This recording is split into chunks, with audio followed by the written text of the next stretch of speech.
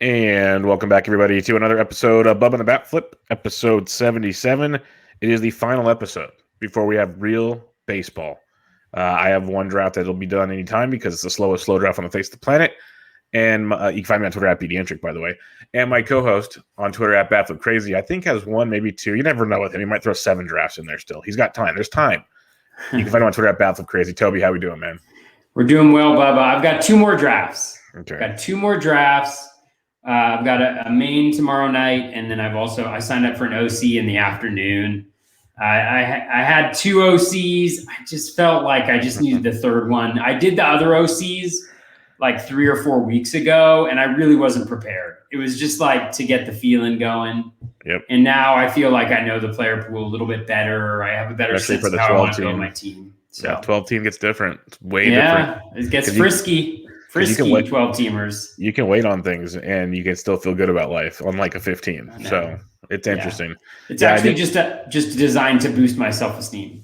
Doing the 12. I'm just going to show the draft. With a high, just be like, with a what's high up, self-esteem. people? Yep. Finish high. That's the biggest thing. But we'll see how it goes. I'm excited. I did my last live, I guess, quote unquote live draft. I did a daytime satellite today, and I told Derek on Sunday, I said, hey, can you throw like a daytime one in there this week? I guarantee I'll fill it up for you. And he threw it out there. I was like, I just need to scratch the itch one more time. Like, just give me something, because the evenings I'm busy. And it was more of a FOMO draft as I was going. I'm like, I'm going to take this guy because I don't have him yet. And it's not like I don't like the guy, but I'm like, let's see how this fits the roster. And we started doing some things. So we'll see how the team goes. But there's one that I'm really scared about because I've talked so much trash about him, but it was like the 8th round. And I got a share of Jordan Alvarez in the 8th round. And I'm like, at that point, I'll take the chance that he can do it. But I'm not in love with it. I'll tell you that much. But it's like I said, FOMO draft. We'll see what happens. It's not the greatest feeling. But tonight, it's interesting. It's an interesting balance though. Like that fear of missing out is real, you know? Yep. Like you go into a draft and you're just kind of like, if it's your last draft of the season, that's how you don't want it to come into play, but you're like, I want this player. If you don't have any shares, you're just like, that's what it was. I want to have this player on my team. Like I had my queue, and then like one time I was going around like, oh, I don't have a Bubba Shett share, and I don't like him here, but if he goes off, he's going to be a great player this year. So okay, let's see what happens. Then someone took him like 2 picks earlier to help me there, and just little things like that. But like Jordan and a couple others fell, and I'm like, okay, let's see how this goes. We'll dance. Let's see what happens.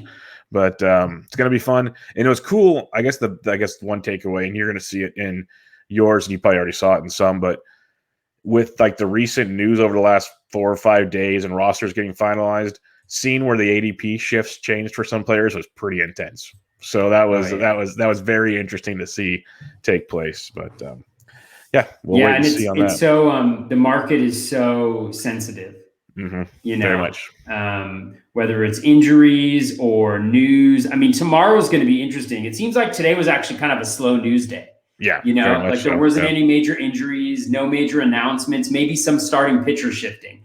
And that's going to cause some problems for people who have already drafted as well. I know there's a bunch of guys who were scheduled to pitch first week, and now they're no longer scheduled to pitch first week, which, you know, can be dicey when you're trying to fill in those nine pitcher slots. So it's going to be, it's fascinating to watch this ADP shift. We'll see. We'll see whether the market's right or not. We will see what happens. But until then, we'll have lots to talk about next week probably. We'll have about a week of baseball in the books. But tonight we'll do bold predictions. We're going to do 5 each, and then we have some listener bold predictions. We'll give our thoughts on those as well. So it'll be an interesting, just kind of fun.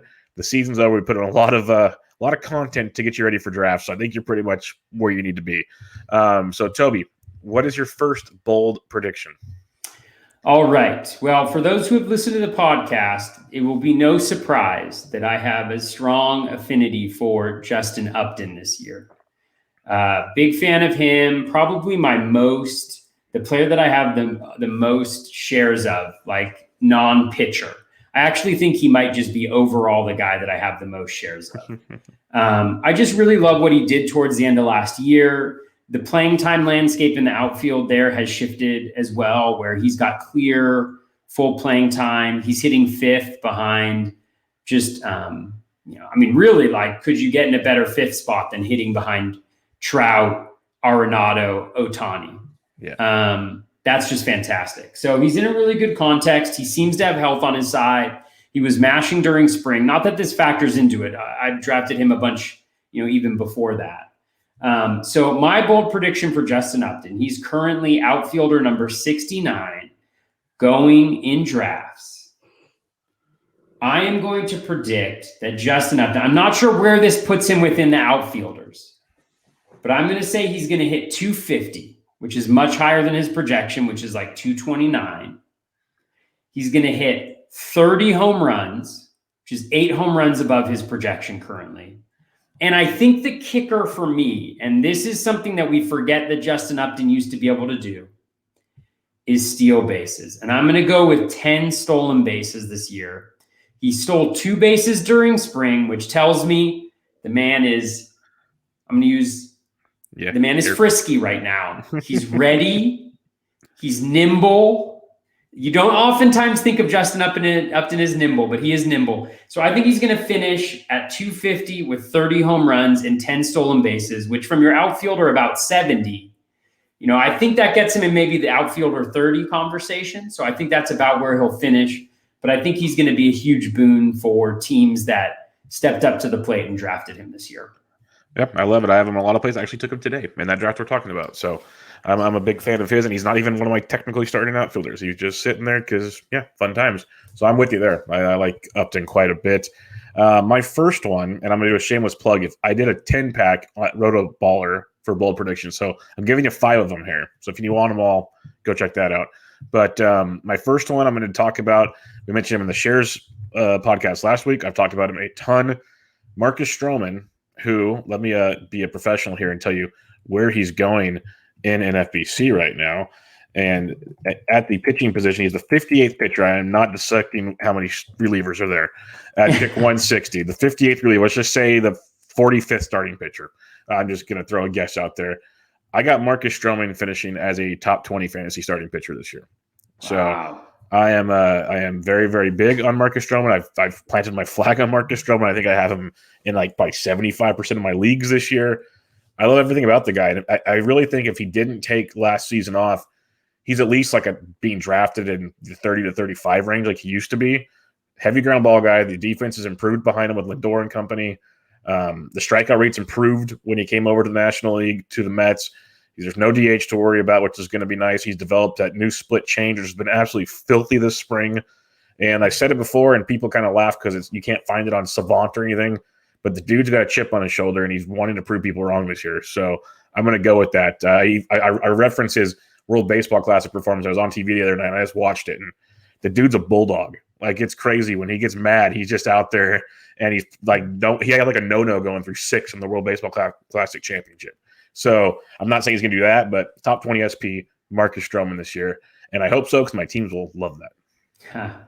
Well, I think that's a great shout because if he improves, like he's already there on the ratios pretty much, but if he improves that strikeout rate, like you mentioned, and there's reason to believe he can because of the NL, as you mentioned, and that new pitch of his, that's going to help the whip already, fewer balls in play, help the ratios a little bit more. So I think that's a fantastic prediction. I don't think I've drafted him at all, Bubba, because I have other players I like going in that range, but maybe in my fear of missing out draft, which I have tomorrow night, I will. He goes like around 190 to 200. So just keep that in mind. Okay. All right. I've got my eye on it. There you go. What's your number 2? Number 2, I actually have a number of outfield. There's a lot of outfielders that I really like a lot this year. So the next one for me is going to be Ramon Laureano, who has been a favorite of mine throughout the season. As I mentioned before, I think he's just kind of fallen victim to the shortened season or the short season last year and the way that underlying skills can really be, they can be muddied by the performance that we see. So he improved across the board in terms of quality of contact, in terms of his plate skills as well. Everything was better, but the results were worse. And it seemed like he was just starting to warm up. He had a few home runs those last couple weeks of the season. He really seemed like he was starting to get going before the season ended. And so injuries are always an issue with him as well, just because of the way he plays. He plays out all the time. But this is the year he's going to be healthy for a full season.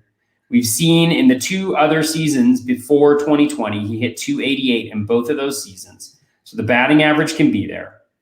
So my bold prediction is that Ramon Laureano, currently outfielder 34, will be a top 15 outfielder, hitting above 280 with 30 home runs and 15 stolen bases. So a 30-15 season for Laureano with a batting average above 280. His projection right now is like 248 for the batting average. Home run projection is 24 and stolen base projection is 12. So that's what I'm going with. And something you'll notice, I don't like to make outlandish bold predictions. I'll be here for that. Don't worry. I'll be here for that. I like to make incremental bold predictions. I like to make within reason bold predictions. So that probably isn't as fun, but that's like, if Laureano does that, then it'll be beautiful. Well, yeah, and your predictions, if they do what they're going to do, they're going to win you fantasy leagues, because you don't need them to go, like, obviously, if the dude went 40-25, it's going to be amazing, but just a little bump, if he does that, like 3 other guys do that, you're going to be fine. Like, you're not shooting for the moon, you're shooting for like a handful of your team to improve, and then you're going to be golden. So that's one way to look at it, because, some guys talk about, well, I want this guy to be, the next best thing. That's cool. He could be, but let's be realistic, like you said. So, yeah, there's nothing wrong with that at all. I'm with you. And most of mine are kind of boring, but I have one that I'm going to throw here. I should have probably saved this one for the end, because I have gotten a lot of flack for this one, but we are standing ground. I'm here to support you afterwards. Well, we'll see. We're standing ground here, but I have Victor Robles outperforms Luis Robert this season. Wow. From a fantasy perspective, let's remember that, people. So, like, if you went to the player rater at the end of the year from Razzball, Victor Robles will finish ahead of Lubob. And the biggest thing for me, and I'm buying into it, and maybe I get screwed on this one eventually, if Victor Robles leads off this season, the projection sites have him for 15 to 17 homers, 25-ish stolen bases. Well, back in 2019, he had 17 homers, stole 28, and hit 255, only scored 86 runs. If he leads off, he's scoring well over 100 runs in that lineup, because one of my bold predictions we will not talk about involves Juan Soto, so go check that one out. But if Juan Soto does what I think he's going to do, Robles scores well over 100 runs. I think if he's leading off, he steals over 35 bases, if not 40. Like, him and Trey Turner might combine for 80 to 90 steals. Like, realistically, it could happen. So I think between the run totals, the stolen base totals, and if he hits for 250 to 260, which he's pretty much done most of his career in the minor leagues, his OBP's actually been pretty strong, much better than Lubob, who likes to swing and miss a ton. He's not hitting towards the top of the order like we hoped he would. With Eloy outs, moved him up to 5th potentially, which could help him a little bit. But at one point when I wrote this article, he was projected to hit like 6th or 7th, which was a really drain on his fantasy production. So I'm going with Victor Robles outperforms Luis Robert. And a lot of people think I'm absolutely insane with this one, which I understand. But give me Victor, who is actually, let me check. I have their pages up right now. Victor is going to be 24 in May, and Lubob is going to be 24 in August. So they're basically the same age. One's got a lot more experience in the major leagues. So give me Victor Robles outperforming Lubob. Interesting. I can definitely see how it could happen, because I think Robles, projection-wise, I think Robert's got him. Robert's projected for a higher batting average, but I can't quite get behind the 251 at this point in time. So, and you could see where Robles, maybe he bumps that up to 250, 260. Robert hits the back end of that batting average projection, which you mentioned is going to hurt his OBP, which is already bad. So the stolen bases don't happen as frequently. Lubob or Robert could hit 25 home runs, but Robles could easily hit 20 as well. So I can definitely see how it happens. And then more runs for sure at the top of that lineup. So. At worst, it's going to be a lot closer than people think, especially people drafting at 32 and 82 right now. So it'll be a lot closer by the end of the season. Yeah, Robles is moving up fast. Yep. He's definitely somebody who, in some of my drafts was going early 5th round in some of the main events that I was in. So need for speed. Yes, sir. Awesome. All right. Well, I'm going to interrupt well, you already did Stroman. I guess I'll interrupt my own pitcher because or hitter bold predictions. I have 5 bold predictions. 4 of them are hitters. So right in the middle, I'm going to kind of squeeze in here. So my bold prediction is that Drew Smyly, who right now is SP, so starting pitcher, 64, is a top 30 starting pitcher this year. The reasons I believe this, while it was a small sample size last year, the thing that I always look for with dramatic changes in pitcher performance are reasons why. Why did Drew Smyly have a 17% swinging strike rate over his last 4 starts? Why would this happen? All of a sudden, just boom. Well, his velocity increased dramatically. So his velocity from the left side, he was sitting like 93 at the end of last year. So about 2 miles per hour, maybe even a little bit higher than that. That velocity seems to. Now, I don't know if he's pitched at a StatCast park, but what I have heard is that he's sitting about 93 so far. His challenge will be volume. I agree with people. He could be more efficient.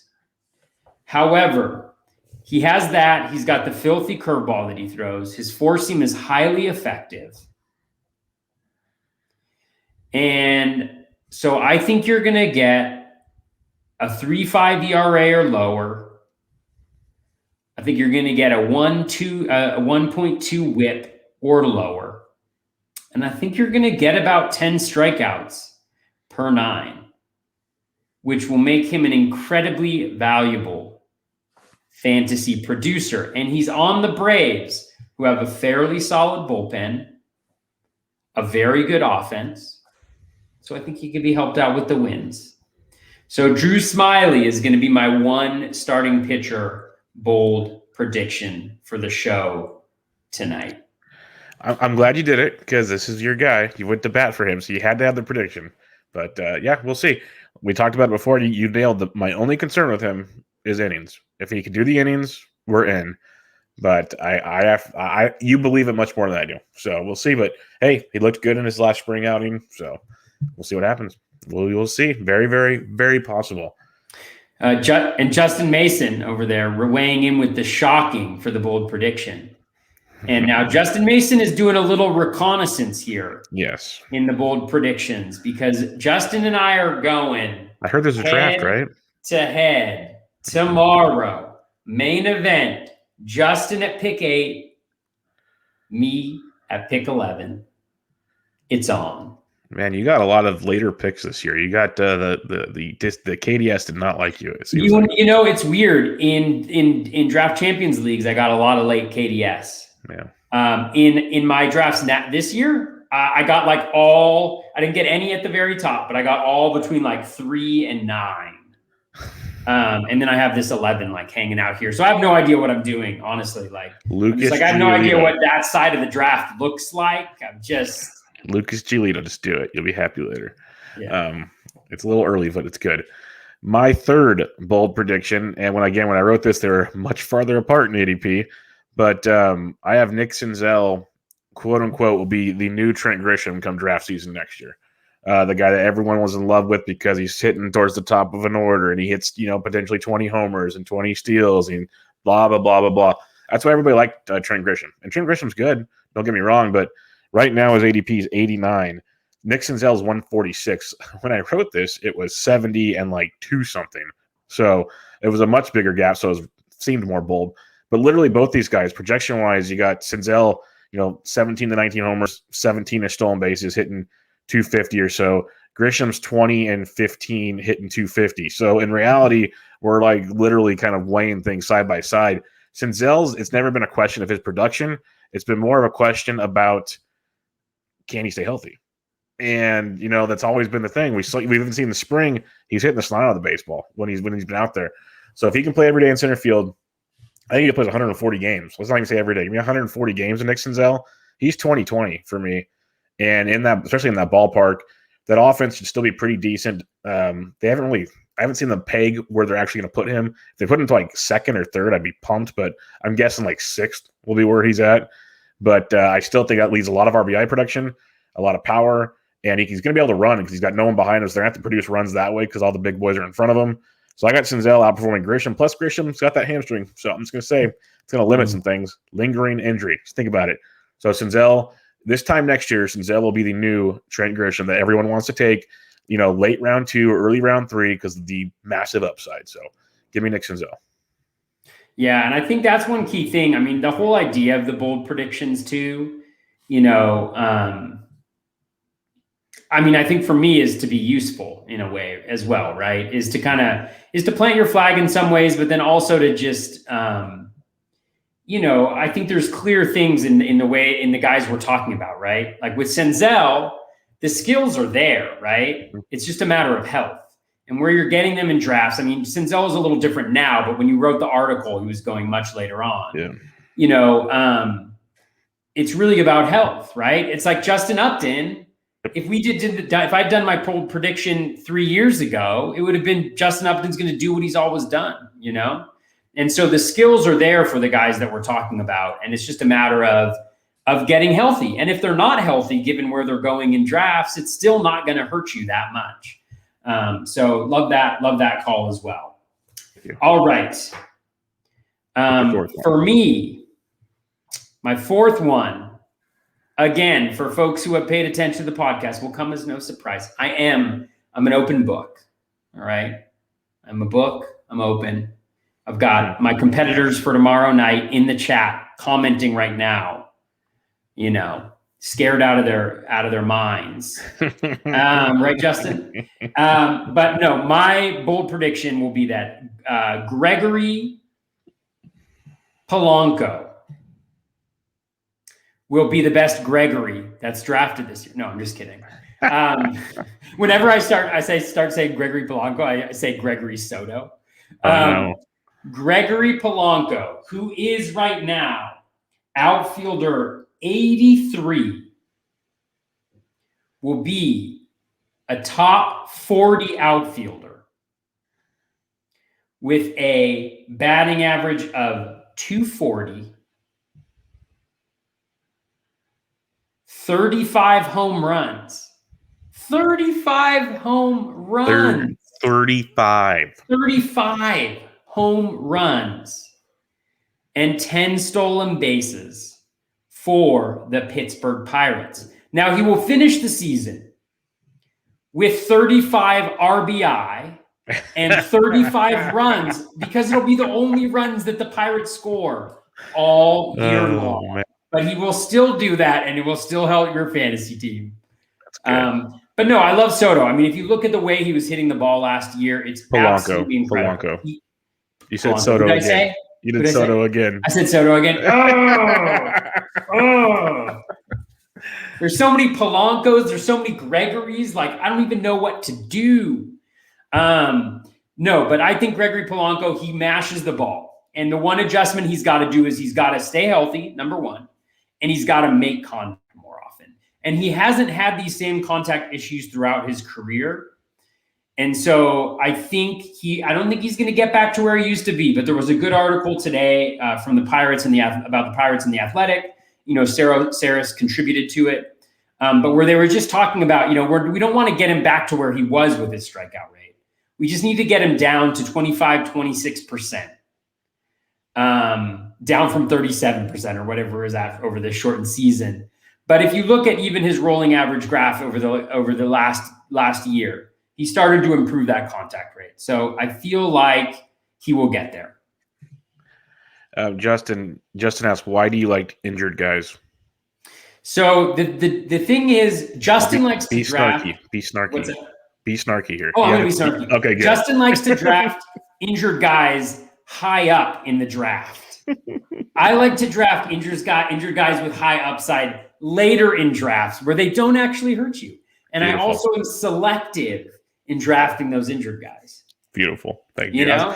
I was hoping you were going to bring out the teeth. I was hoping. Thank you. I know. I mean, and the thing is, too, I mean, Justin is notorious for drafting the main event team that's totally injured. And what does he do in his first main event draft? He drafts Zach Gallen. But I mean, come on, people. It's too good. Too good. I might have to just jump into Justin's live stream when he does the main event and just rattle his cage just to have some fun with it. I love Justin. Justin knows that, I hope. Oh, he knows that. He knows that. He's more thick-skinned than pretty much any of us, so it's all good there. My fourth bold prediction, and some people are like, oh, it seems simple, but let's talk some semantics here, people. Joey Gallo right now is the 42nd outfielder off the board at pick 158 in the main events. And that's been climbing because of his outstanding spring performance, where he's hit 6 homers, hit 310. He's doing Joey Gallo things, still striking out 14 times. So he's doing Joey Gallo things. We got to be feeling good about that. My bold prediction is he hits over 50 home runs this season. And people go, oh, that's nothing. That's Joey Gallo. I said, no. Have you seen Joey Gallo's page? Because he's at 40. He's at 41 when he's played 145 and 148 games. That's when he hit 206 and 209. Other than that, 22 homers and he hit 253, but he only played in 70 games. Last year he hit 10 home runs, plus the deadened baseball and a pitcher's ballpark potentially that he's in, given the deadened baseball will not affect Joey Gallo. The ballpark does not affect Joey Gallo. Like, there's certain people that just – Joey Gallo is not going to get affected by those things. But I believe, because he's healthy, and I feel bad every time I mention this. There was a great article on Pitcher List, and I forget the author of it. He broke down the problems with Joey Gallo last season in the shortened season. He changed his approach. The pitchers changed their approach to him, and he was just lost. Plus, I believe he had a wrist injury. Obviously affects your power that way. So there's a couple things that took place there, because you look at some of the savant stats, they still resembled good stuff, but like similar to what he's done in the past. But the power wasn't there, and a lot of it was the injury and the different pitch mix. He adjusted to that. He's healthy now.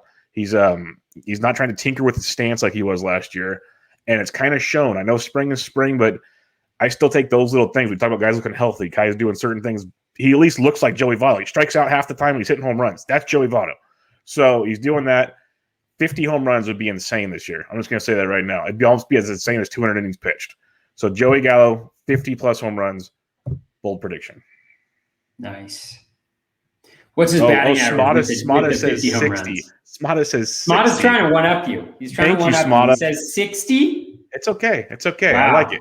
I mean, Bubba, I thought your prediction was bold, but that's more bold there. That's very bold. That's very bold. That's Corbin Burns bold. That's 6/5 bold of what you did. But yeah, when it comes to his batting average, I got him. I'm gonna say 245. That might be more bold than the home runs. Wow, that might be more bold than the home runs.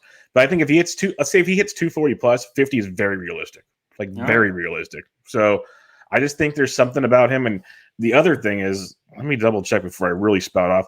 The dude's going to be, he's 27 years old. Like, he's not even that old. He could be finding his groove. Like, you look at Joey Gallo, he looks kind of bigger. You think he's older. He's 27. Like, so he turned 27 in November. He's going to be 27 all year long. I like him a lot this year. So we'll see. The biggest he's 30. Yeah, I would have guessed in his early 30s for sure. The biggest detriment to him is the team around him, but he can't do anything about that. Oh man, so they're going to be stealing bases like crazy. They're going to be like 50-20. It's going to be Joey Gallo. Like, I can see it, the poster when they make the postseason. It's going to be like Joey Gallo as like what's Paul Bunyan? Is that right? Paul Bunyan. Yeah. His axe and everything. Or like as Gulliver. Oh, and then it's like all the like little like speed running around like Nick Solak and Leody Taveras and Isaiah Kiner-Falefa and Willie Calhoun learned how to hit a baseball low too. They're just going to be like running around the bases like Lilliputians. Oh, you know, something else. There's some literary references for all of you. That was well done. Done. Show up to the pod for literary. Way above Justin Mason's head. So well done there. What's your fifth bold prediction? My fifth bold prediction and my final bold prediction, and this is going to surprise a lot of people. I have worn my Blue Jays hat today because, as everybody knows, I am, if not, I am a huge Blue Jays fan, and I'm a fan of many of their hitters. However, one person who I think is incredibly overrated, who has not done anything so far in his career to justify the hype or the average draft position that he currently holds, is Vlad Guerrero Jr. Now, I don't have anything negative. I don't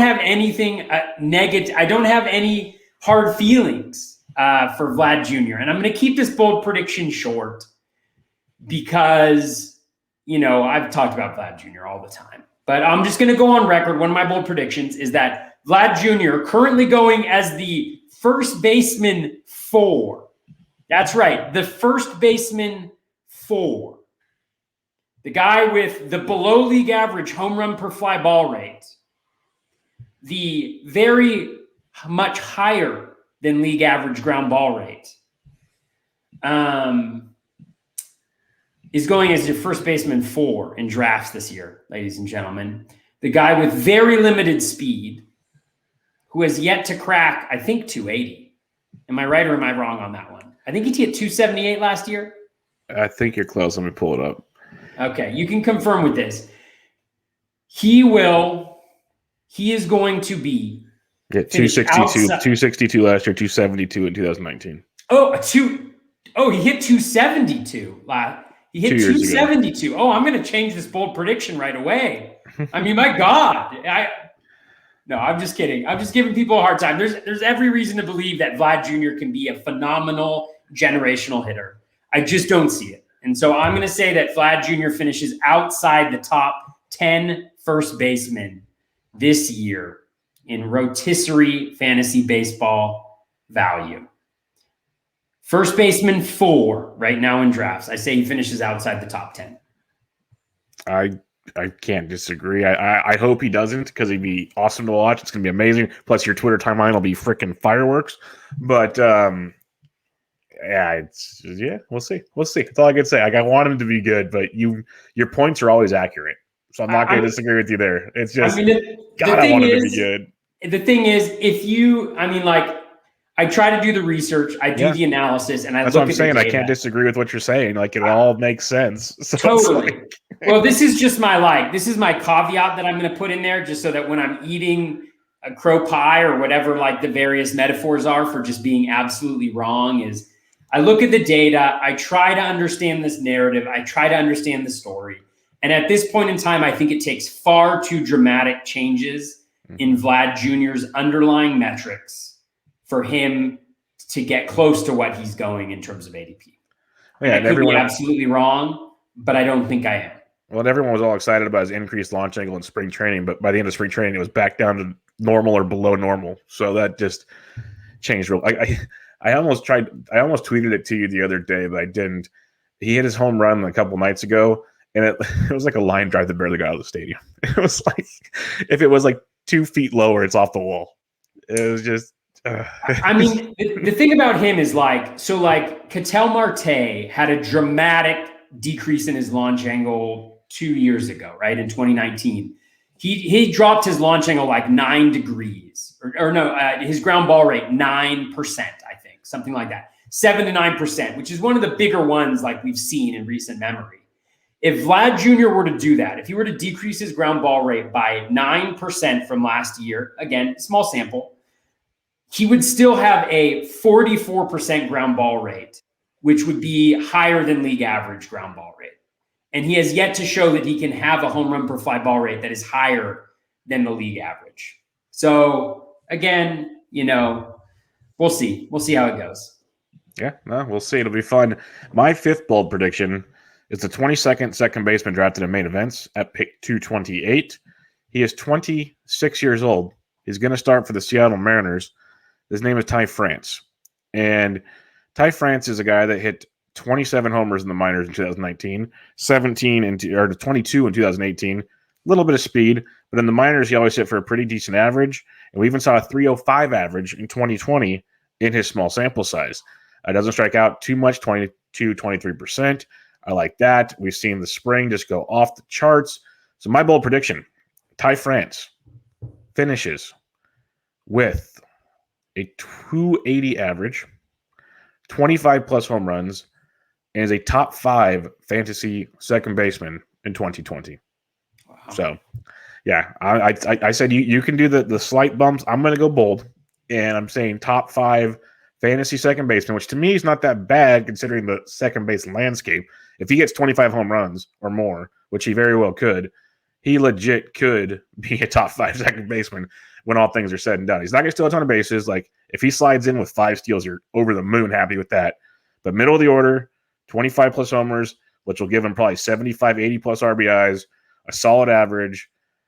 Give me Ty France, and he's so cheap in drafts. Like, he's going up, don't get me wrong, but he's going up. So give me, and Smata, you were wrong. But give me Ty France, top 5 second baseman, 25 plus home runs, 280 average.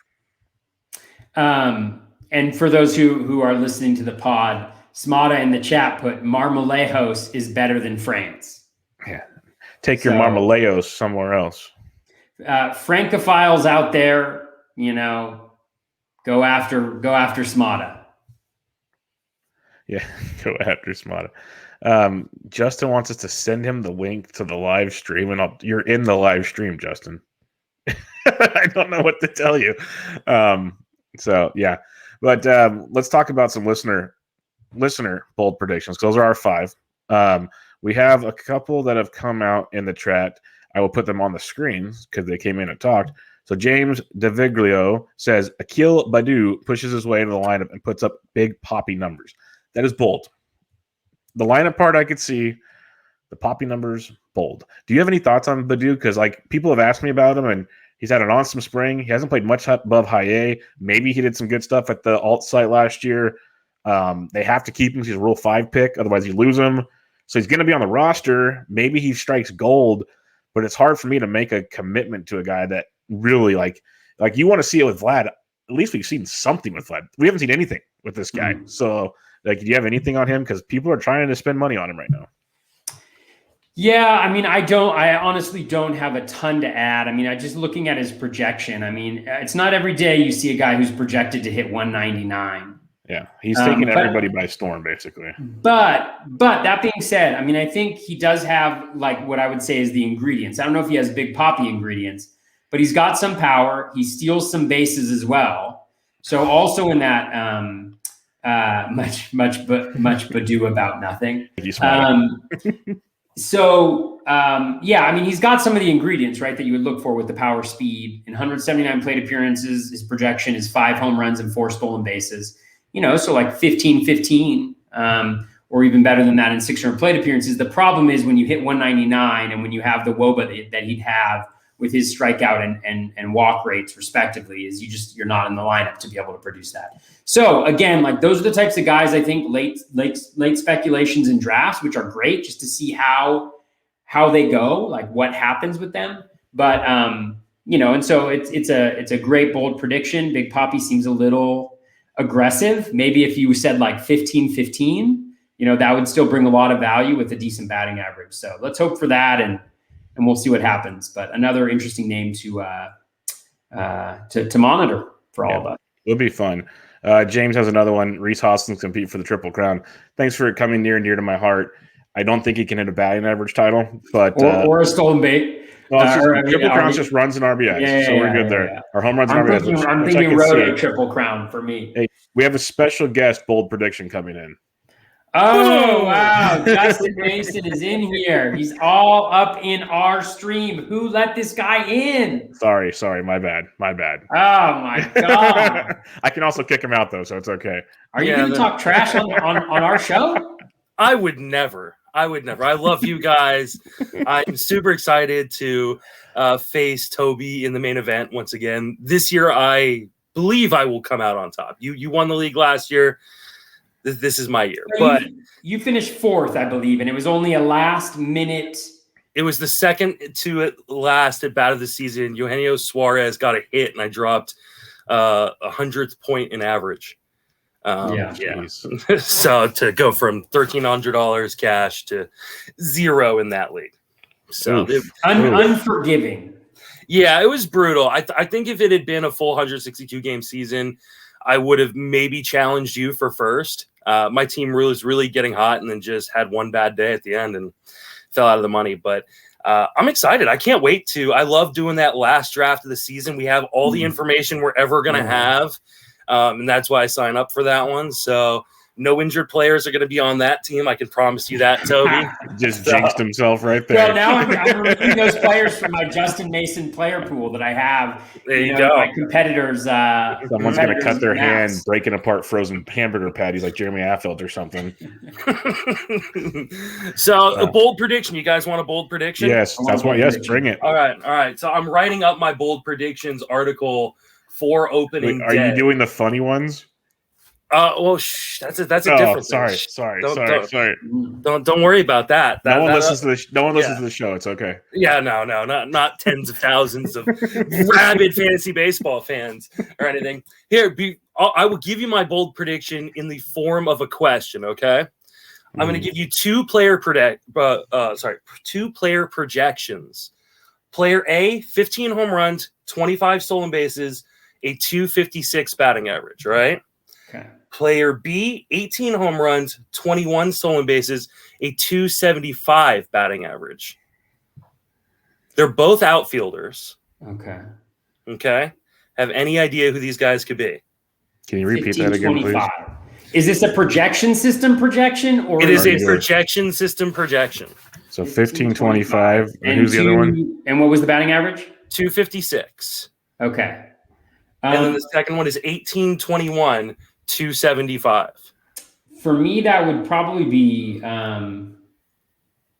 Robles, the first one. No, it's not. He's like 17 and 22 or something. This one's a little tricky because it's not a projection system you're used to looking at. It's probably Mason's projection system. No, this is Steamer 600. Oh, Steamer 600. So you're doing player A is Manny Margot. That's your boy. That's your boy. Is Starling Marte. Ooh. Hey, I'm taking Margot a lot of places as well, so I'm on the boat with you.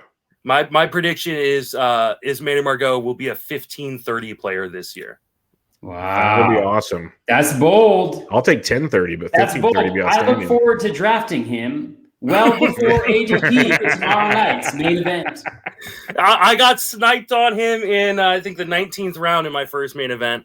I tried to push it closer to his ADP. Phil Deso did not let that happen. I swore very, very loudly on my live stream during that moment. So we're just adding people left and right. Party. Yeah, we're not going to be here all night. I'm guaranteeing you that right now, but we can have some fun. Bubba's still got to record a DFS show tonight, ladies and gentlemen. I got to write 3 articles. Yeah. My bold prediction is this podcast doesn't end in an hour. Oh no! See, I'll get rid of you. You weren't going to get an invite because you don't. I know you don't understand how this works, Mike. I mean, you do, but this guy over here, whichever. I can't do it. There, that guy over that way. He pulls the strings. Yeah, it's all good, man. So you got a bold prediction, Curlin? I don't know if it's bold anymore because I actually saw Simeone said it, but I'm really strongly believing in Savale outproducing Plesac straight up this year. Like I like that a lot. Maybe it's bold for a lot of people, but for me, it seems like legitimately something we can see. So it's not as bold. Maybe it's not bold for our circle, but it's pretty. I mean, look at ADPs. They're looking. That's 150 picks separating them on average, roughly. So that's like one that comes to my mind right away. I just was surprised you sent me the link, so I really was like, what am I gonna say? Oh man. But that's the one that comes. Bubba is a man of the people. Yes. I mean, it's the final episode before the season starts. Let's have a little fun here. If he was a man of the people, I wouldn't be on this podcast because nobody wants to see me. Well, let's think about it this way. Let's have a fun Plesac one here. Over under 22 and a half home runs he allows this year. Ooh. I mean, he's already allowed 6 or 7. Like 8 innings or something. Who was it? Brad Radke. He holds like the record, right? For most home runs in a season or something like that. I remember he got only you would know that. Yeah, that is such a Toby stat right there, which I love. That's a Toby. You want to know my comp? I dropped earlier today for Plesac. I said he is the now modern day version of Masahiro Tanaka, right? So he can be a really effective pitcher and still give up home runs because he does have very good control, so he can get to the zone. The problem is he does not have elite command inside of the zone, and so he's going to give up home runs when he can't locate that command. That being said, especially in 2021, he actually has a fairly safe floor because the Indians will let him go. We saw them do it in almost every single one of his starts last year, just go deep into games. So he's going to rack up a ton of innings, which means a ton of strikeouts. I do believe he'll be a strikeout and inning type guy, and he'll probably go for like 190, 200 innings. So he's going to have a lot of value, even if the ratios, especially in the ERA department, aren't what you necessarily want. With Plesac, the funny thing about him is and kind of like a devil's advocate thing. I was just messing with Twitter. Of course, I had to play with Twitter a little bit last night. So I tweeted out a poll to see, kind of gauge the general consensus in terms of concerns and whatever. But what I ended up putting out was he had, Plesac's had 6 spring training starts, right? And yes, spring training, we're not supposed to think about it too much, like, oh, it's spring training. But he's coming off a season where we vaulted him into initially a top 60 pick. Thank you, Dave McDonald. A top 60 pick overall, like for a good amount of draft season, and that was based off 8 starts. So the sample sizes aren't even that much of a difference in terms of starts. Maybe innings pitched is obviously a little different, but still, we're talking about an 8-start sample for Plesac against a really bad division, against players that the more I read, the more I'm dismissing 2020. So many players complained about not having this, not having that. Crazy routines, different schedules, COVID screwing things up. And you're starting to see a lot of these players that were good in 2019 be good in spring training. So it's a little optimism. So I was playing devil's advocate because obviously it's spring training. I think Plesac's working on a different curveball anyway or something anyways on top of everything else. But it was still like, well, why are we so harsh? Why aren't we being a little more harsh on Plesac's spring training when we vaulted him up so highly based on 8 starts on such a crazy season? It's a very similar discussion, I think.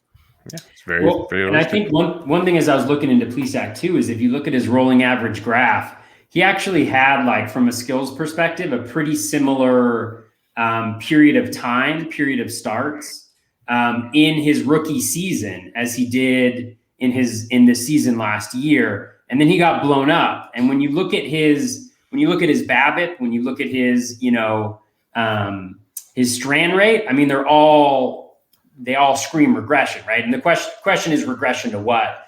I think to your point, Justin, like, the control is good. He's not going to walk a lot of guys, but I question whether he does have, whether he is going to be as affected, because, like, you for a narrative perspective, you asked what has changed from Zach Plesac from 2019 to 2020.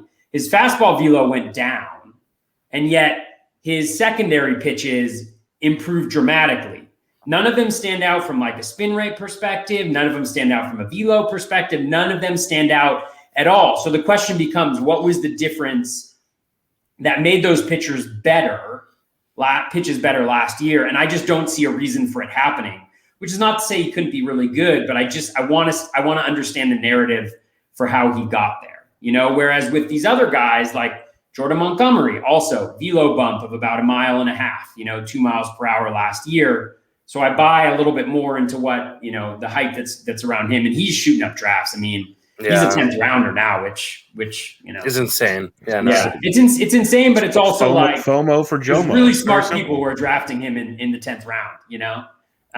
Like Casey Chop and. Okay, so I'm gonna steer the ship here. I'm gonna steer the ship because we're not gonna be here all night.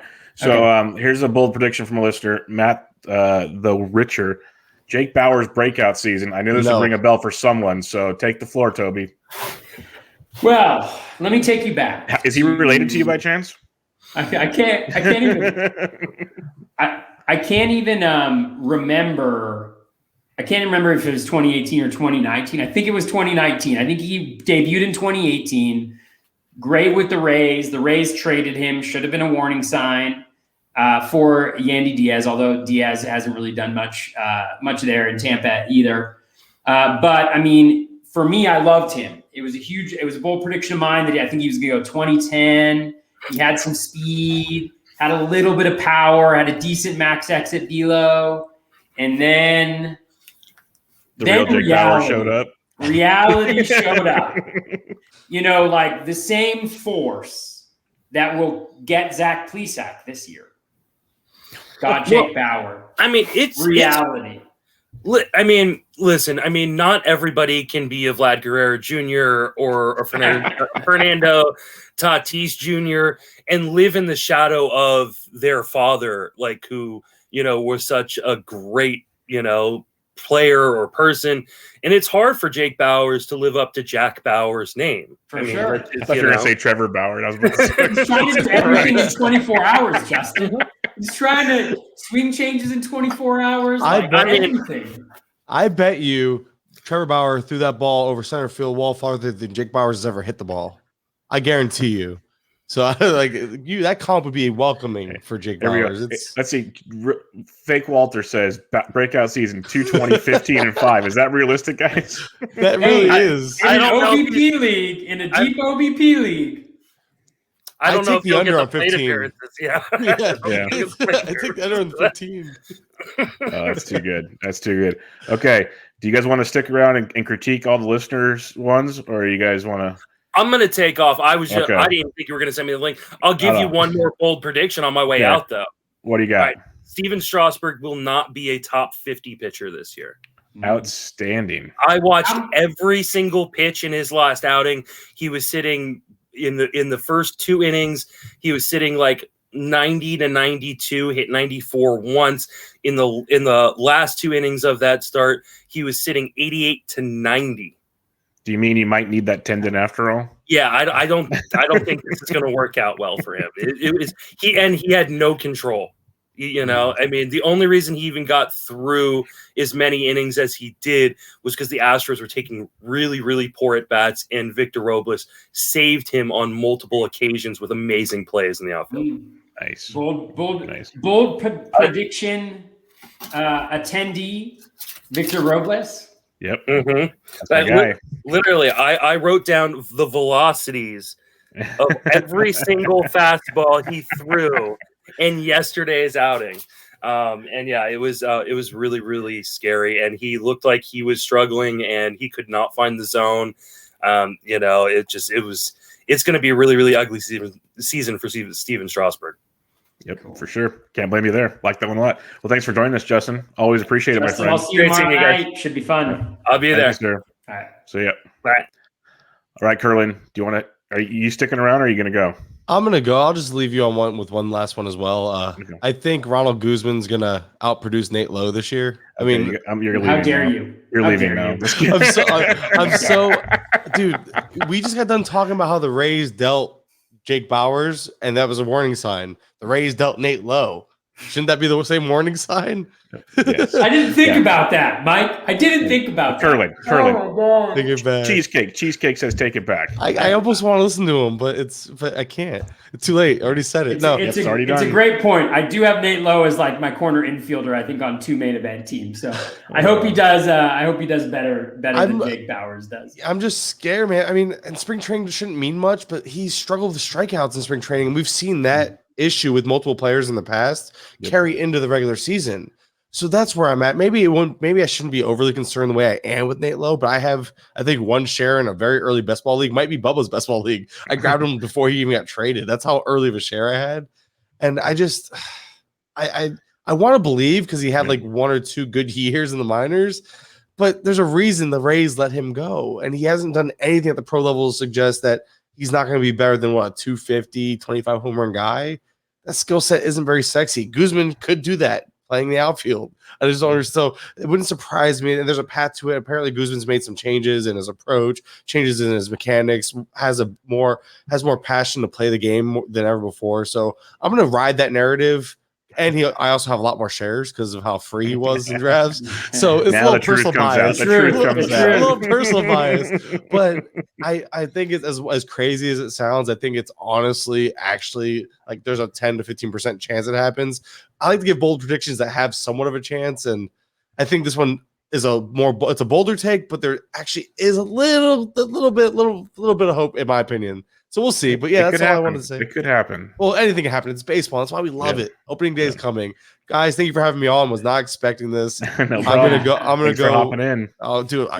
You kidding me? I love baseball. I love this. I love talking to you guys. But thanks for the spring training lineups. Oh yeah, dude. Obviously, that's a whole Walter McMichael ends us with bold prediction. Neither Nate Lowe or Ronald Guzman will matter. That's probably the most accurate thing said of this whole conversation. Thanks, thanks, Walter. All right, guys, you have a good night. Take it easy, Mike. Thanks for having on. Of course, thank you for having me. All right, Will Fake Walter had another one that I actually like quite a bit. Jonathan India is a top 10 second baseman. I think that's a realistic one. I grabbed him in TGFBI this week for 76 doll hairs in Fab, and it was crazy to see the differences that he went at for different leagues. But he's jumping up ADPs. He'll be going really high in yours. But I think that's a realistic one. Like he's got 15-15 upside if he plays every day. So I like that quite a bit. But all right, now we'll go quickly through the listener ones. We have quite a bit of them, but some of them are more trolling than anything. So we really don't have a lot of comments. And we're going to start with the first one. We don't have any trolls that follow our podcast, Bubba. And I'm going straight in the order they came in. So there's no priority mail here. But the only priority is if you do it in the chat, you come on the screen. David Mendelson, our buddy from Triple Play Fantasy. Vlad Jr. wins AL MVP and thanks Toby during his acceptance speech. How do you win AL MVP when you suck? Just kidding. All right. Love you, David. Yes. Brian P. Vogel. We know Vogel. He likes to troll things, but this one's kind of I think he believes it, but it also feels trolly because of conversations that have been happening on Twitter lately. Tommy Edman outproduces Randy Arozarena. Hey, I rostered a bunch of them. I'm an Edman fan. Yeah. Although I don't have him on any team, or I don't have him on any main event team, so maybe I'm not as big a fan. But I could totally see that happening. Sure. Yeah, I've rostered, like I said it last week, I have a ton of Edmund, and I'm starting to get a lot of Arozarena. So if they're both really good and one just outdoes the other, I'll be happy. I mean, there's a world where it's like he scores 100 runs, 12 to 15 home runs, and 20 stolen bases. Exactly. And Arozarena just kind of hits that rookie wall. Like, that's really realistic. It's very, very possible. And then he gets raised, and he's now the fourth outfielder. Wake Up 1-9 says, will Tony Gonsolin end the year as a top 30 starting pitcher? I say he's got the stuff to do it, but I say no because the Dodgers will mess with his innings. What say you? Yeah. I mean, finishing as a top 30 starting pitcher is very difficult. And so, I mean, you think about it, all the aces that we always talk about, that's like, 20 starting pitchers or something like that. And so you've got to really kind of get into that upper echelon. So I think it'll be hard, like Bubba said, for volume for him to get there. But I agree. I mean, he's got phenomenal skills. He's got the repertoire, to be very successful. But I mean, the Dodgers are already messing with him, right? Having Dustin May and his inability to strike people out ahead of him in the rotation. Yeah, Price and Gonsolin of the pen, May 5th starter, but like I tweeted out, it's pretty much a revolving door. It's just going to be those guys switching around, and I think a beat reporter said he doesn't foresee any of the 5 starters throwing more than like 165 innings. So it's going to be a mess, an absolute mess, as we kind of expected, though. This one is extremely bold. Dave Swan, great guy, at the Vithius on Twitter. The San Diego Padres finish outside the top 12 in offense. Bold. That is bold. In the major leagues, have you seen the major leagues? Have you seen Major League? No, I'm just kidding. No, I mean, I think, it's possible, but Well, I think like what makes it possible is we had a short season last year, right? Okay. And so let's say that Eric Hosmer does not perform as well as he did last year and he comes back to earth, which I think is a likely outcome, right? I don't know if the launch angle revolution he had was really all that real or just he happened to, at the start of the season, have one of his rolling periods of low ground ball rate. Jake Cronenworth, right? He might be batting second in that lineup, right? Tommy Pham could easily get injured or just hit so many ground balls that, he's not as successful. Will Myers could get hurt. And that's pretty much the only way Will Myers isn't the best player in baseball. I've last 4 drafts, I think I've drafted Will Myers in each of them. It's getting kind of disgusting, but I feel good about it actually. So yeah, I've actually gotten him in 2 I got him in one main, and then in one of my big high stakes leagues, we also drafted him. So, yeah, I mean, I like what he's been able to do, and if you look at what he did last year, he's been good. I think the challenge with it is just Tatis and Machado are so good, right? I mean, they are so good. And they get to play like 9 or 10 games in Coors. That alone can like catapult them into with that offense. So it's a bold. Like if he gets that one right, I would take a massive victory lap on that one. If you got that one right, I could definitely see their offense being not as well as advertised. I think not being top 12 might be a challenge, but I also think it's because they do have a lot of good OBP guys. So even if they're struggling. Like Cronenworth's a great OBP guy. Pham is a great OBP guy, and a lot of guys that'll run to produce runs. Like we've watched them even last year. They move guys over. They hit sack flies. Like they're a good baseball team. Yeah, for sure. So it'll be interesting. Dander Bogarts. This is a 100% troll unless he believes Corey Seager's going to get injured again. He says Kyle Seager logs 250 total bases more than Corey Seager. I'm sorry. Dander Bogarts is formerly at Sandy Casimir, I think. Oh, okay. A really smart baseball guy. Big Rays fan. Puts out a lot of really good, like rolling WOBA and true WOBA graphs out. So very smart. But I agree. I think there's a belief that Corey Seager will get injured in there, which it's happened a lot. A lot. As somebody who does not have any shares of Corey Seager in any league this year. I don't wish injury on anyone. 100% agree. Smata, one of Smata's, I think 3 or 4 predictions he sends us. Willie Castro, 25, 10, and 290. I think that's interesting. It's probably bold because we haven't seen it yet, but I think that could be interesting. I'm not going to say no, that's for sure.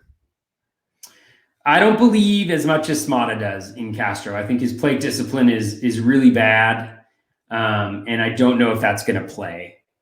That is my one issue with him. He had an incredibly high BABIP. We all know that.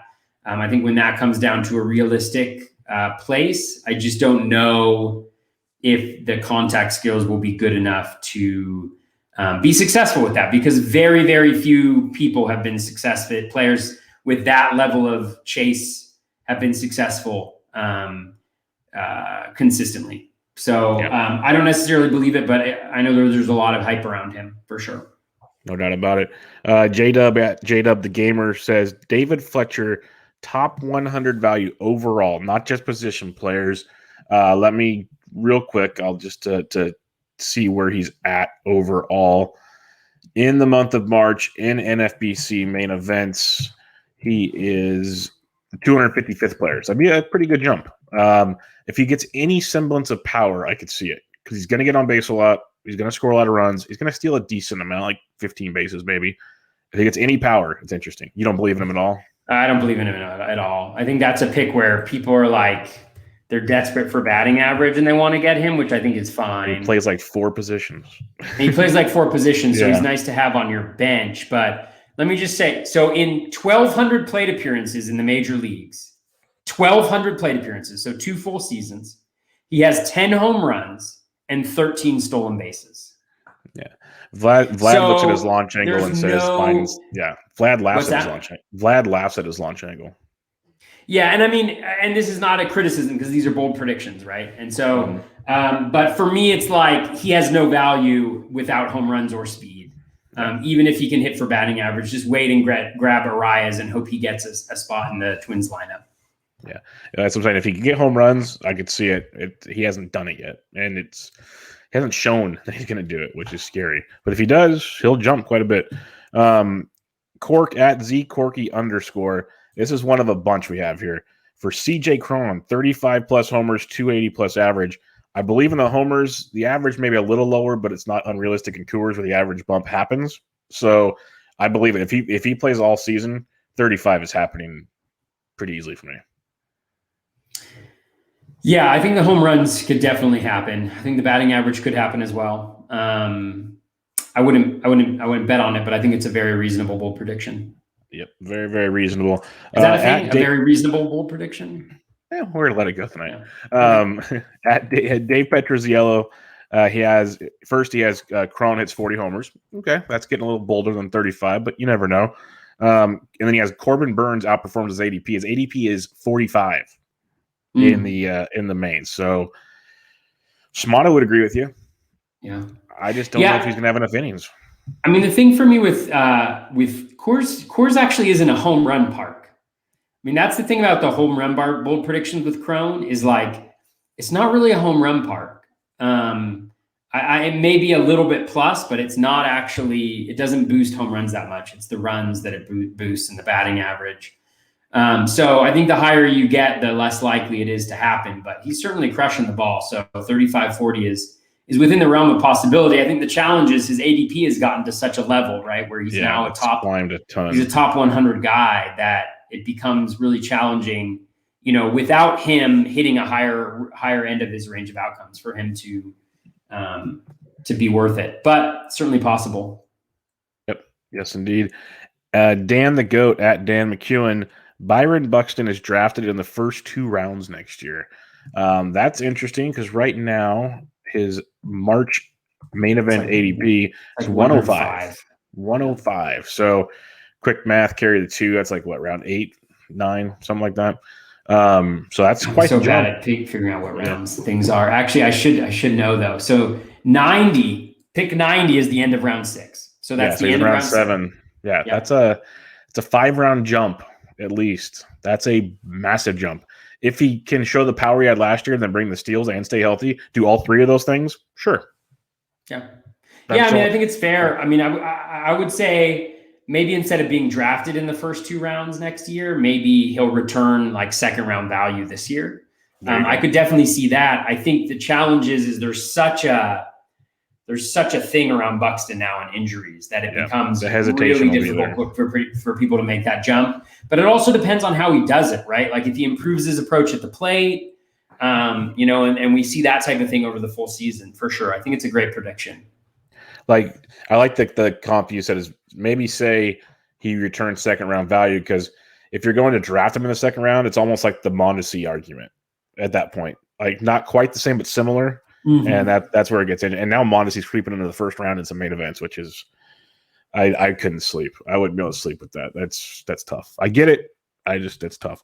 Yeah. Daniel Prepos asks, Freddie Peralta stays Freddie Peralta. So there you go. That's that one. We have a couple Rowdy Tellez ones. This one's from Nick Biscardi. On Smata's thing, Corbin Burns. Yeah. I want to love Corbin Burns as much as Smata loves Corbin Burns. And I think he's the one guy.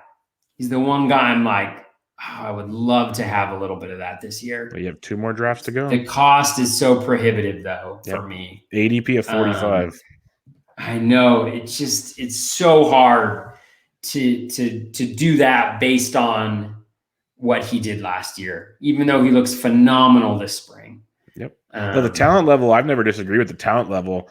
I just don't know how far they're going to let him go this year. That's my biggest concern, because where you're drafting him, you need at least 150 innings, And I'm just worried that we're not going to see it. So we'll see. At Nick Biscardi says the Freddie Peralta one. Peralta one. I could see that happening too. I mean, I think he looks really good though, and I think that's worth that. I think it's worth what he's. They're gonna yo-yo him around with Lindblom and stuff. So, but the end result will be interesting to see where that final line sits. Nick Biscardi, Rowdy Tellez, 275, 375, 40. Those are his OBPs and slugs. 80, 135 home runs. So that's a Rowdy Tellez. Oh. So essentially 275 with 35 homers, 80 runs scored, and 100 RBIs. He'd have to play every day. He'd have to play every day for that.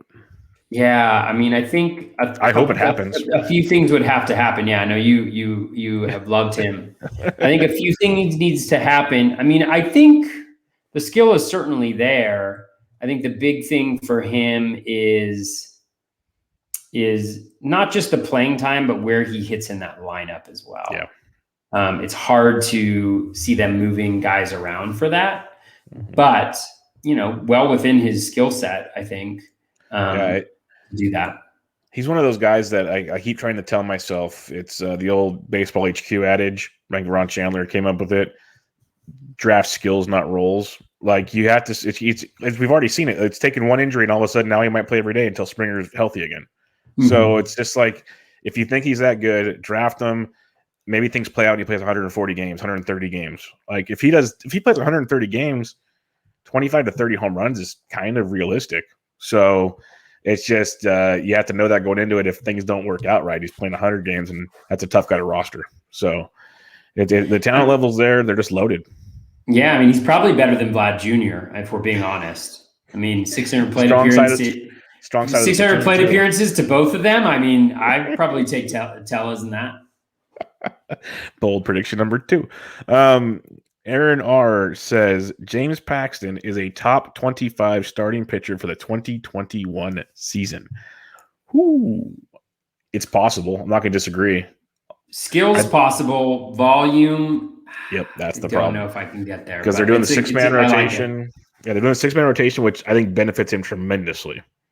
But yeah, and also that he's on a 1-year deal. He's trying to maximize his value. The Mariners are going to try to maximize what they can get out of him. So maybe they're just like, just throw. Yeah, we'll see. I hope he does well. I think he's a good value in drafts right now, I think, for where you're getting him. And it's great to see him go back to Seattle too. I feel like that's home for him. I remember when I lived in Seattle, he was a pitcher there, and they love him there. They love Big Maple, and so it's nice to see that reunion. I think that'll Big Maple. He belongs in Seattle, so I'm with you there. Matt Wolf at Matt4 Tennis says Alec Baum will have hit 300 plus with 110 plus RBIs and will lead all third basemen in RBIs. If he has 110 plus RBIs, I would say you're probably right about leading the third baseman in RBI. It's bold because you're stealing RBIs from Hoskins and Harper, and there's only so many to go around in that lineup. But we'll see. Yeah, a lot of really good OBP guys in front of him. I haven't looked at what they project the lineup to be there in Philly, but yeah. So Bohm hitting 5th. You have Hoskins, OBP guy, Harper, OBP guy, JT Realmuto, greatest player on earth, and you have Andrew McCutchen, all really high OBP guys. So I think that's a really good shout. And we saw what he was able to do last year, and while I don't think it was fully supported, like some of the StatCast stuff was really impressive. So he could definitely get there. Yeah, it'll be quite interesting on that one. Cousin Timmy at left-handed handle layup says Robert hits 30-30 with a 260 plus average. I have to strongly disagree, but that's just because it's against my bold prediction. Bubba does. I think it's totally within the realm of possibility. Again, I can see it. Yeah. My major question with that is the batting average, right? And I think for people who saw his hot start and then saw him be unsuccessful, there was a shoulder injury that happened within there for Robert. So if that's what that was that we saw the second half of last season, then certainly he could hit the ground running. Yeah, no, I could see it. He's super talented, and I could definitely see it. I'm just kind of hoping against my prediction. Almanator at D Biscardi 78 says Domingo Germán goes 17-6 with a 3.75 ERA, 1.18 WHIP, and 185 strikeouts. That is bold. I think he's gonna be very good, but that's 23 starts, probably 27, 28 starts. Let's just say it's no decisions, and 185 Ks. That's a lot of strikeouts. Yeah, I think the challenge for me with that one is the WHIP for Germán a little bit, and the ERA a little bit, because the skills are there, but I think he's always been hit pretty hard. Yeah, a 1.58 home runs per 9, then a 1.89 home run per 9. But again, the skills are there. Like the O swing's great, swinging strike rate's great, the in zone contact is pretty good. But for whatever reason, he's one of these guys that just gives up really hard contact.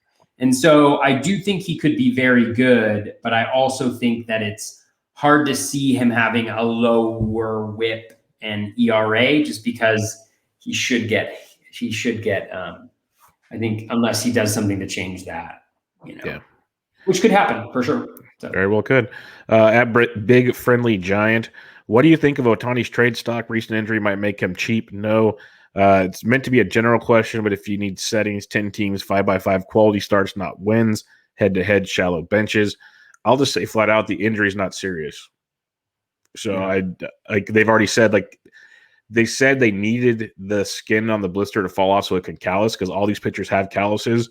His blister just kind of was a weird one. So they said it actually benefits him to have that happen. I'm not concerned about it. What about you? Yeah, I mean, I think the biggest issue with Ohtani is in weekly leagues or semi-weekly leagues or leagues where you can only have him as a hitter or a pitcher, I think it's very, very incredibly challenging for him to be a beneficial part of your fantasy equation. And so, so with that being said, like if it's a daily league, then I would go after him. If it's not a daily league, I would stay away from him because I think it'll be a massive headache. In a dynasty league, though, I mean, one thing you can think about long-term is if there are any other health issues related to pitching, maybe he just gives that up. And I think he becomes an incredibly elite hitter at that point. But for right now, it's hard. It's really hard to figure out long-term what his value is going to be because of things that are happening. So yeah, it could be a buying window, but especially with what you'd have to give up to get Ohtani, or if you have him, maybe you can get something good. I would consider trading him. Yeah, if you could do it. That was a long answer. No, it's wishy-washy. Brian Jenner asks, who are the guys that are currently worth rostering but are in your watch list to monitor early on and can become top 150 players? Big question. I think. Did you want to? No, I'm pulling up my watch list for a 12-team league real quick because it'll put because that's the one thing about the NFPC. It's nice. If you make a watch list, it just transfers over to all your teams. So I'm going to pull the 12 team up, so it'll show me everything from 12 and 15. I should probably use that feature. I do it just because I get bored and I just go deep right now. It's helpful. I think guys like Maikel Franco could be interesting. 150 might be pushing it. But like if Rafael Dolis somehow takes over closing for Romano, he's in there. Same with Jose Alvarado, but you're pushing it with those two. Let me see. Is there anybody else that stands out? You can interrupt at any time. I'm just kind of scrolling through names. I mean, my general thing is I don't have anybody who's coming to the top of my mind just because I'll have more of an idea in the next fab run. But I think a lot of it is positional stuff. So looking for process-wise, looking for guys who may have a surprise role on the team. So maybe it's the batting order is different than we expected it to be. And so maybe you can project a guy for more plate appearances, or like a good example would be like Eli White and Leody Taveras, right? Like I think most people are probably expecting either a timeshare or Leody to have the bulk of that just because he's a higher name prospect. But let's say Eli White ends up playing next week he plays 5 out of 6 games or something like that. Well, then there's a little bit of interest there just because of the speed that he possesses, or maybe he's hitting up higher in the lineup or something like that. So I think a lot of it is that, or guys who come out of nowhere for closers. Like a good example is the other Holland, Derek Holland, of the Tigers. He's been freaking lights out for the Tigers, like absolutely lights out. And I don't think a lot of people have him as a closer candidate just because he seems more maybe long relief, and I'm including myself within this.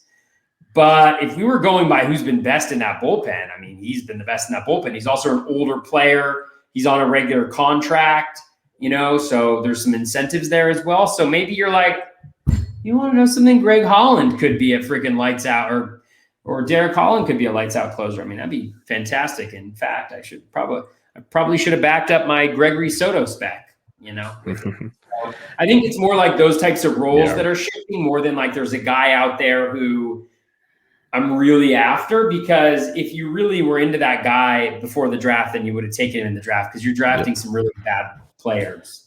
In 15 at least. Yeah, no, that's most of my watch list. Like Enoli Paredes from Houston could get the role. Scott Barlow from Kansas City is on my list here. I have Cesar Valdez from Baltimore, who's with Tanner Scott. Keone Kela is actually getting rumored to be a chance to sneak in behind Pagan, which is crazy. Kyle Crick, another guy with your Holland take. Crick's getting a lot of love in Pittsburgh. Just Josh Stolmont in Kansas City if Greg Holland falters. So I have a lot of those kind of guys. I mentioned Rafael Dolis, Jose Alvarado, a lot of those kind of guys. If I had to have one position player, because I don't have a lot of position players on here, I really do believe in Joey Votto this year. I really do. So, and he's not going drafted. So think about that one. In 12 teamers. Yeah, definitely. Edward J. Gillis asked, breakout pitchers I targeted in a $1,400 and $10,000 auction this weekend in Vegas with Vlad, Modica, Lindy, King of Queens, and Casey Chaw. The best of the best he was able to get Tyon, Herman, Erod, Paxton, Tanner Scott, and both of them. Do you like any of those to break out? I mean, Erod is interesting as long as the health is good. I mean, he's a guy who you've gotten a severe discount because of the health-related issues he's both gone through and continues to have. But if he pitches, I think he'll be excellent. Not really in on Tyone. The velo isn't necessarily there. The AL East is a little tough. He's always had problems with strikeouts keeping up, but he could be a good whip ERA guy, depending on where you get him. Tanner Scott, it's the Orioles closing gig. He still does have control issues, but he's got the wipeout slider. So he's worth a speculative add. There was one other guy in there, I think. Domingo Herman, James Paxton. We covered Herman and Paxton. I mean, Paxton would be the one that's most interesting to me just because he is going higher up. Like, I think he's around pick 180 or 170 at this point in time. He's really pushed up with those good starts he's had in spring training. But he's a guy where, like, if he pitches, then I think it's more likely than not that he'll get you value at the end of the year. The problem is whether he's going to pitch or not. So, all these guys, like, they have skill upside, and it's just a matter of whether they're going to be healthy and pitch, which I think is a really good way to look at sleepers, because if they're not healthy, then you just move on. And if they are healthy, then you succeed as a result. Yeah. I love Erod. I've preached it time and time again. They're saying, like, he threw a 35 pitch bullpen and things are fine. So hopefully it's more like, I kind of wasn't surprised he had dead arm. He took a year off, basically. Like, it's going to take time. Like, I wasn't expecting him to make every start. I just wanted to make through the season. Like, that's the realistic expectations. And where he's getting drafted is like 100 picks after where he was last year. So you're kind of baking that in. So when everyone was panicking, I was like, the dude took a year off because he had a heart condition. Do you think his arm was going to be fresh? Like, come on, people. So I wasn't too concerned about it. And knock on wood, things are looking good right now. So we'll stay there. And then I like Tanner Scott to close, but it's Baltimore. So with you there on those situations. Simon P., he says, Colton Wong goes 15-15 from the leadoff spot. I love it. I'm a big Wong believer. I know you're not as big of a Wong believer, but he had an opposite field homer in Rangers Stadium today. So I was pretty pumped on that. I love Wong, but I think that's a perfectly reasonable outcome for this year. 15-15 from Wong, for sure. He has Tanner Rainey nets 30 saves. That means he kind of overtakes Brad Hand. I would love to see it. Yeah. I mean, I think Rainey's really struggled, though, right? Like, I haven't paid too much attention to the spring with him because I think he was injured and he Hand's struggled. been getting the job done still, so it's like it's crazy. I don't know if Daniel Hudson would be next in line there or not. Probably. I don't know how he's pitched this spring, but certainly, I mean, Rainey was phenomenal last year. So if he can carry that over and Hand struggles, like I think a lot of people think he will, then sure, possible. And then he also has Freddie Peralta flames out by May 1st, hits the pin. He might flame out, but I still think he might or might not flame out. I still think he hits the pin because he's going to go in and out of the starting rotation, I think. So that wouldn't surprise me. I think Freddie Peralta is really good. So do I. I think he's very, very good. I think he's got skills that very few people have. And he showed them off last year. The third pitch was huge. Yeah, it's huge. And, he was nasty as hell this year. And obviously it's different as a starting pitcher, but even when he was a starting pitcher, he had his moments. And the weakness that everybody always mentioned was, he only has the two pitches. Well, he's got a third pitch now, and it's a pretty damn good pitch. So, it's certainly a very distinct possibility. Don't get me wrong, but I really like Freddie Peralta. I wish I had him more, but I just don't know if I can make that jump to where he's going ADP wise, but maybe I should. Yeah, no, I'd love to have some more too, but people like him more than me, which is pretty funny. Doug Fraley Jr. says Logan Gilbert is up by late April and establishes himself quickly as the alpha of the pitching staff. Top 25 starting pitcher on a per start basis. I'm going to go no because it's the Mariners, and I'd be shocked if he's up by late April. And plus, he's not going to be better than James Paxton if Paxton stays healthy. That's just my two guns there. But Gilbert's good. Yeah. Yeah, I mean, it's always tough. Guys come up, and sometimes they're really successful, but more often than not, they really struggle, even kind of high pedigree prospects, just to adjust. And they're also going to really monitor kind of his innings and how much he throws, and especially high leverage situations. So, yeah, I mean, certainly possible. But I wouldn't bet too much on him making a huge impact this year. But I'm also really bad. I'm not really good at the prospect stuff, so I'm probably not the best person to listen to. It's tough to see because they're not going to be probably competing. So why are they going to bring them up early? We saw what they did to Jared Kalenic. Just remember that. So we'll see. Chris at KOP Mechanic. This is a good one. Alejandro Kirk, who made the Jays roster, finishes this year as a top 5 catcher. Man, that's a strong statement there. I think it's very possible, though. I mean, with his what he needs skills, is playing time, you know, and we still don't know how they're going to use him.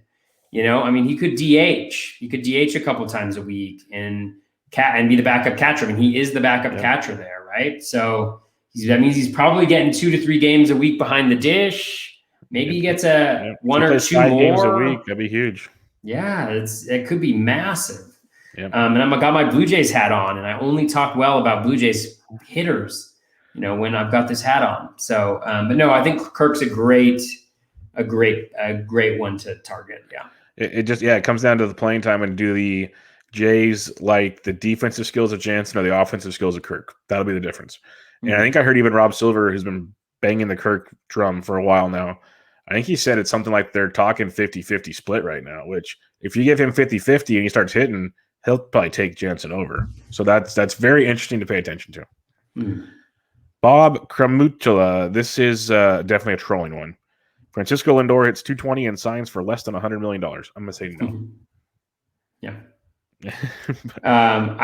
Cohen's approach on this has just been so bad, man. Like, I don't know what he's trying to do. Like, apply additional pressure on Lindor or make him a goat look before like the he bad plays guy. a single game with the Mets. Like, it's a bad move. I didn't understand that tweet earlier today. What a disaster.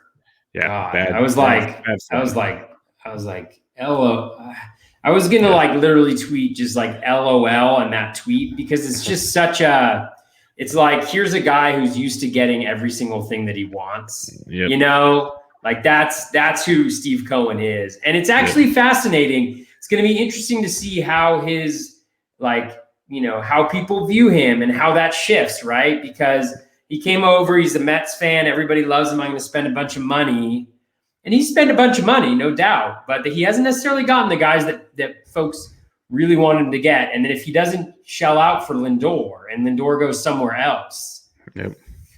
Whoo. It's going to be interesting, to say the He least. signed McCann instead of JT Realmuto. I mean, idiot. Oh, yeah, there's your Napoleon Dynamite drop of the day. Art, little cheesecake from Triple Play Fantasy, fueled by a 350 BABIP. This is a funny troll here. Fueled by a 350 BABIP, Yohan Moncada hits 240. Art, not cool. Yeah, you're not wrong. Cool. You're wrong. Fueled by a 350 average, he has a 460 BABIP. That's what you meant to say. Yeah, I like that one. I'm behind that bold prediction.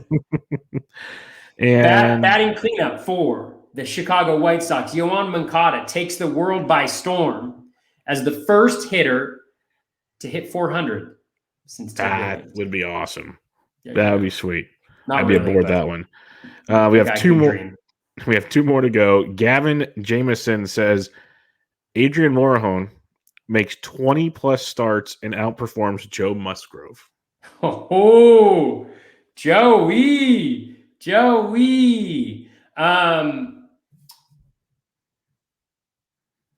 Yeah, I mean, I think it's going to be tough volume-wise. Yep. And Musgrove generally has a good whip. Yeah, you know, I don't have any of Joe Musgrove really this year just because the price is so high, although projection systems like him a lot. There hasn't been a lot of reports on his velo. But yeah, I mean, Morejon's looked really good. Yep.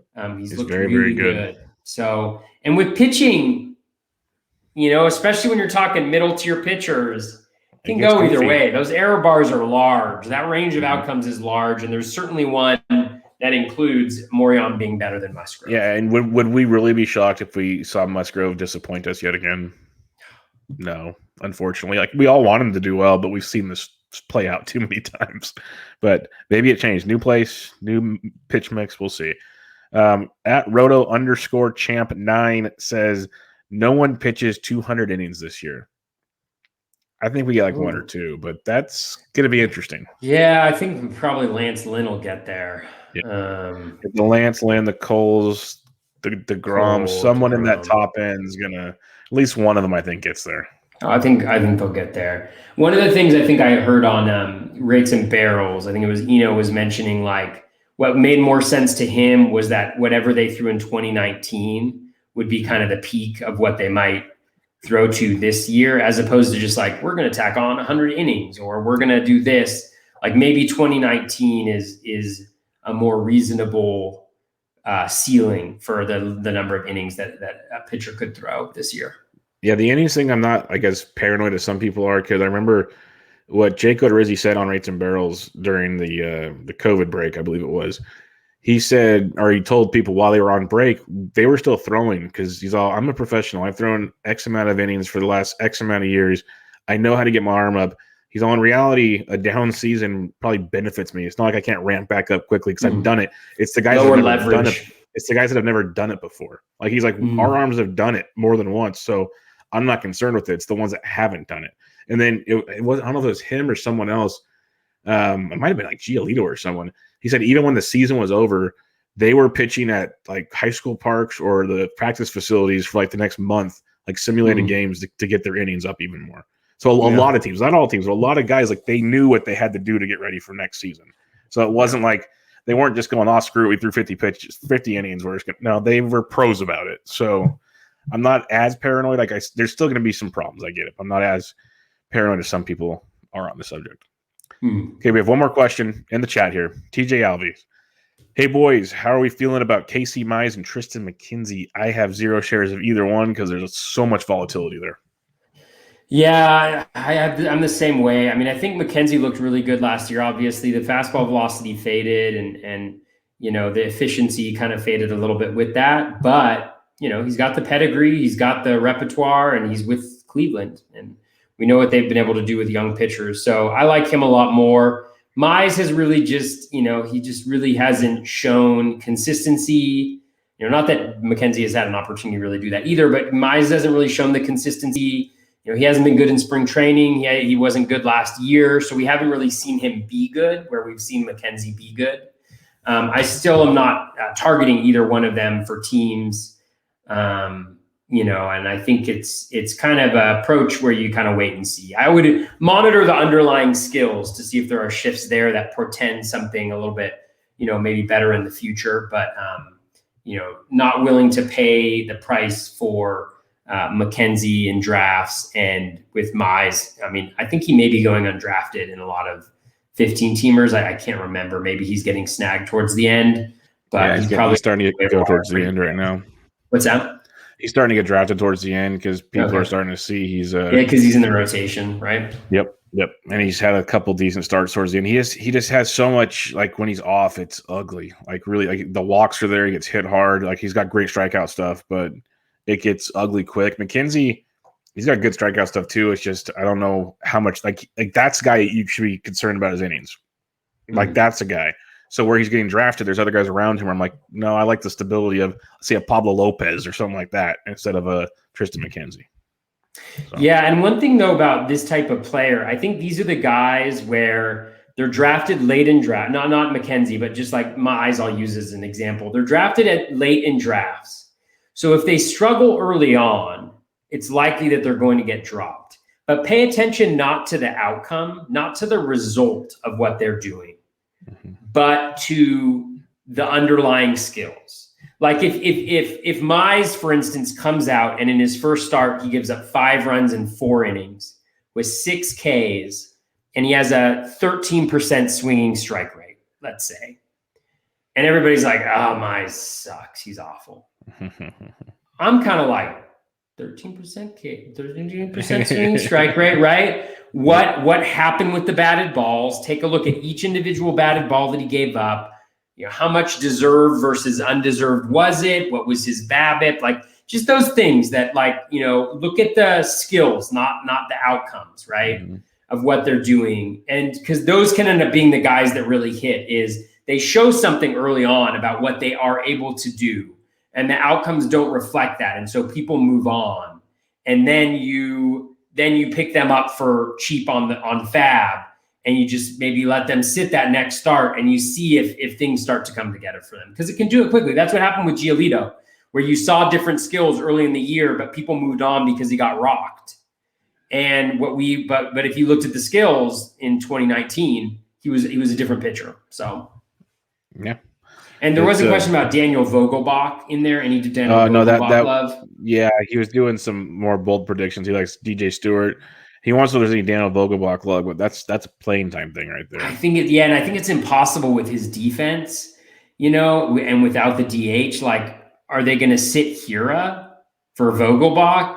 I don't think so. Doesn't make sense at all, right? So where does he get in? Maybe Hira moves over to second for Wong, but then Wong isn't playing, so he's not a part of their best lineup. And certainly injuries could happen and he could get a run out there, but he's so bad defensively. And they also have Travis Shaw. Yeah, exactly. Could move in there. So I think he's just like left-handed pinch hitter off the bench right now. That's like his role.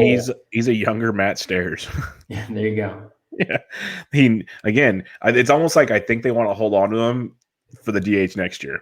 Like, let's keep him cheap, because we know if we could play him 130 games at DH, we're going to love it. So let's hold him so no one else gets this treat. I think it's all it is. That's all I can think of, at least. It makes no sense otherwise. But I thought TJ had another question, but he might not. So I think we're good there. And I think that'll wrap it up, Toby. So all right. Final thoughts. You got 2 more drafts. I'm finishing one. Season starts Thursday. It's been it's been long, but it's been fun. Yeah, it's been a really fun off season. Thanks everybody for sticking with us. I mean, we do this all year round, and we hope you get some value from the podcast that we did all the way back, and kind of looking at what we missed or what we got right last year. And then also the preview pods that we did initially, and then the preview review pods that we did as well. Really hope you got some value in that was helpful throughout the draft. And thanks for everybody who listens and engages on Twitter and asks us questions. Like, we love fantasy baseball. We love talking about it. And so just really super appreciative of that of all of you. So thank you for listening. And to you, Bubba, for hosting this and listen to me ramble every weekly basis through having a new kid and like everything. You've managed to have the patience to do that. So I appreciate it. It's all good. It's always a pleasure. I look forward to our weekly chats. It's always a good time. Next time next year we'll get to see each other in person, hopefully, for a draft, which will be good. Maybe first pitch Arizona. Get to hang out a little more. Maybe we'll do a live podcast in Arizona. Let's shoot for that goal. Let's have a goal. Ooh, do a live podcast in Arizona. Let's shoot nasty. For that. That could be nasty. Yeah, but we'll make sure it's me and you and no Mason or anything like that, because that just could be. No, I'm kidding. The more the merrier. Like we did tonight. It was kind of fun. But everybody, thanks for listening. We really appreciate it. It's been a fun off season. It's why we do it. So hopefully everybody does well, and we're gonna keep it going through the season. So keep your questions coming. We'll do talk. Toby's a great Fab guy, so we'll actually do stuff like that and much, much more. But again, Toby on Twitter at BatFlipCrazy. I'm on Twitter at BDentric. Rate and review the podcast, BatFlip Crazy podcast, and the Bench with Bubba podcast. And until next time, catch you guys later.